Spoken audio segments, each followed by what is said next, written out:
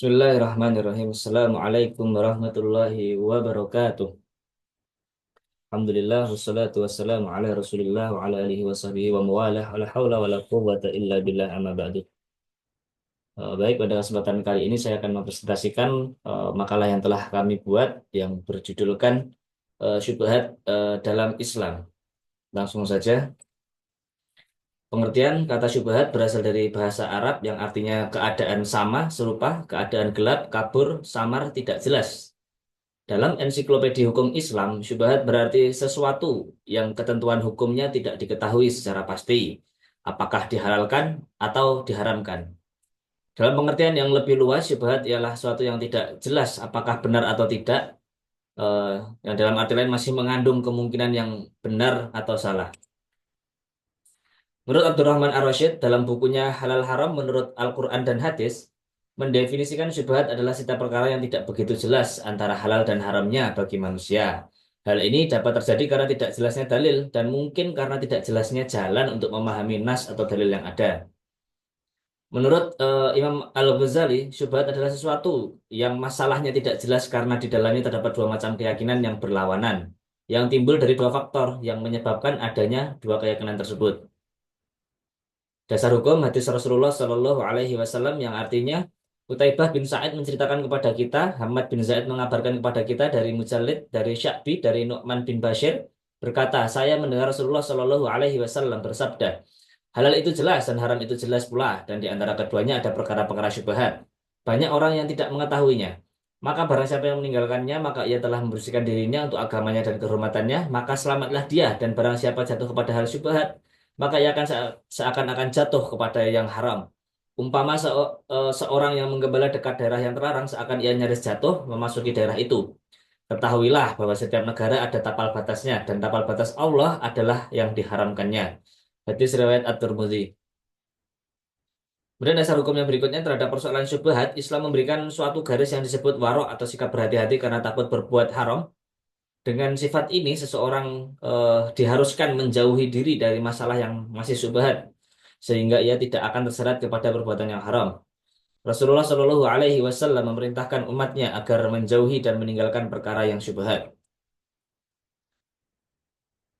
Di dalam hadis lain, Abu Musa Al-Ansori menceritakan kepada kita, Abdullah bin Idris mengabarkan kepada kita, Syu'bah mengabarkan kepada kita dari Buraid bin Abi Maryam dari Abi Hawra As-Sa'di berkata, saya berkata kepada Hasan bin Ali, apa yang engkau hafal dari Rasulullah? Hasan berkata, yang saya hafal dari Rasulullah Shallallahu Alaihi Wasallam, tinggalkan perkara yang meragukanmu kepada perkara yang tidak meragukanmu. Karena kejujuran itu adalah ketenangan hati, sedangkan kedustaan itu adalah keraguan. Hadis riwayat Tirmidzi. Dan dasar hukum berikutnya menurut Ahmad Al-Batahi Al-Khatabi, hukum meninggalkan syubhat ada tiga, yakni wajib, sunnah, dan makruh. Jika yang syubhat itu diyakini membawa pada yang haram, maka meninggalkannya adalah wajib. Jika yang syubhat itu lebih berat kepada yang haram, maka meninggalkannya adalah sunnah.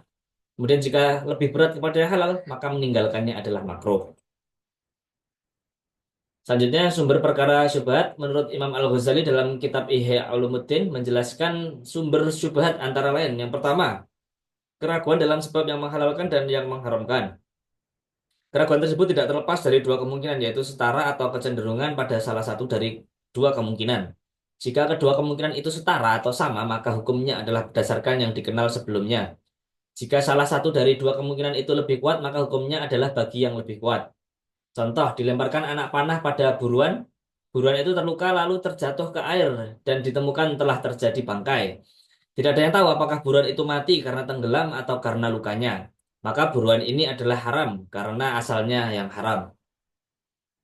Kemudian yang kedua, keraguan yang ditimbulkan oleh pencampuran, yaitu bercampurnya yang haram dan yang halal sehingga tidak dapat dibedakan lagi antara keduanya sehingga muncul keraguan apakah sesuatu itu halal atau haram.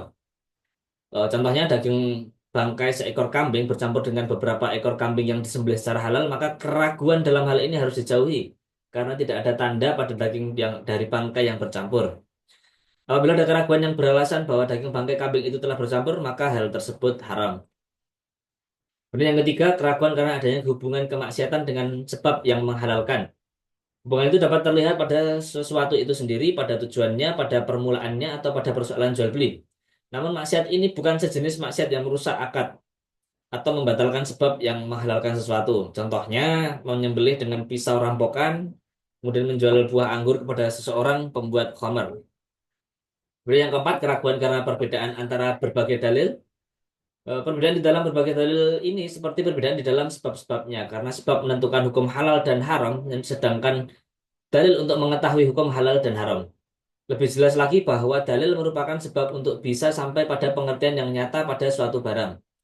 Misalnya sabda Nabi Shallallahu Alaihi Wasallam, orang mukmin menyembelih atas nama Allah Taala, baik ia menyebut nama Allah atau tidak. Hadis ini bertentangan dengan sebuah ayat Quran yang jelas dan beberapa hadis yang mengatakan bahwa mengucapkan nama Allah pada saat menyembelih adalah wajib. Dengan demikian, hadis terdahulu harus ditinggalkan. Dampak dari syubhat. Syubhat merupakan wilayah atau jalur rawan. Karena itu manusia dituntut untuk selalu waspada agar tidak terjebak dengan hingga menyebabkan celaka pada dirinya. Syubhat merupakan jalur remang-remang yang memerlukan ketelitian dan kejelian. Kegagalan dalam menanggapi perihal syubhat akan mudah tergelincir pada perkara yang haram. Dalam konsep agama Islam, perihal haram mengandung ancaman serius bagi pelakunya. Di antara ancamannya adalah yang pertama ibadahnya tertolak, kedua ancaman neraka, tiga membahayakan kesehatan. Kemudian selanjutnya ancaman terkait perkara haram merupakan akibat atas perbuatan manusia yang tidak menghiraukan halal haram sebuah sikap, tindakan, dan polanya. Terjadinya ancaman adalah akumulasi dari manusia itu sendiri. Boleh terjadi dari ketidaktepatan berpikir selanjutnya menjadi perbuatan, bahkan harus menjadi kebiasaan. Nabi Muhammad Shallallahu Alaihi Wasallam menyebutkan al-qalb sebagai bagian organ tubuh manusia yang menjadi penentu atas keseluruhan jasad seseorang. Al-qalb ditentukan oleh kehalalan atau keharaman setiap sesuatu yang diperbuat oleh pemiliknya. Kata al-qalb sendiri mengandung arti yang beragam. Jika mengikuti arti al-qalb sebagai hati, sebuah organ dalam tubuh manusia, maka ia akan berfungsi sebagai alat penetralisir racun. Setelah racun makanan atau minuman yang masuk ke dalam tubuh manusia, maka ia akan terpancarkan ke seluruh jaringan sel tubuh manusia. Dengan demikian, alkohol yang berarti hati menjadi inti penyebaran sari makanan dan minuman manusia. Maka jika makanan dan minuman tersebut diperoleh dengan cara atau jenis makanan atau minuman itu sendiri haram, maka barang haramlah yang disebar dan diserap oleh seluruh jalur jaringan tubuh. Jika alkohol diartikan sebagai jantung, maka akan berfungsi sebagai organ yang menyemburkan darah ke seluruh tubuh. Tanpa jantung, sirkulasi darah tidak akan berjalan, sedangkan darah adalah cairan yang membawa nutrisi diperlukan oleh sel tubuh. Maka jantung pun berfungsi sebagai organ penting dan penentu kehidupan manusia. Jika alkohol diartikan sebagai akal dengan dimensi fisik, yakni otak, maka ia berfungsi sebagai organ yang memegang peran kunci untuk memerintah semua gerak yang ada di dalam jasad manusia secara otomatis. Dan jika alkohol diartikan sebagai akal dengan dimensi rohani, yakni organ yang bisa untuk berpikir, maka ia dikatakan sebagai kunci nasib seluk-beluk kehidupan pemiliknya. Jika cara berpikirnya keliru, maka tindakannya pun akan keliru. Sabda Nabi Shallallahu Alaihi Wasallam bahwa alqalb penentu kebaikan dan keburukan manusia adalah rasional, karena kata alqalb dalam semua makna yang dikandungnya memegang peran penting sebagai penentu kebaikan dan keburukan diri manusia. Baik, sekian presentasi dari saya. Kurang lebihnya mohon maaf. Bila taufiq walhidayah. Assalamualaikum warahmatullahi wabarakatuh.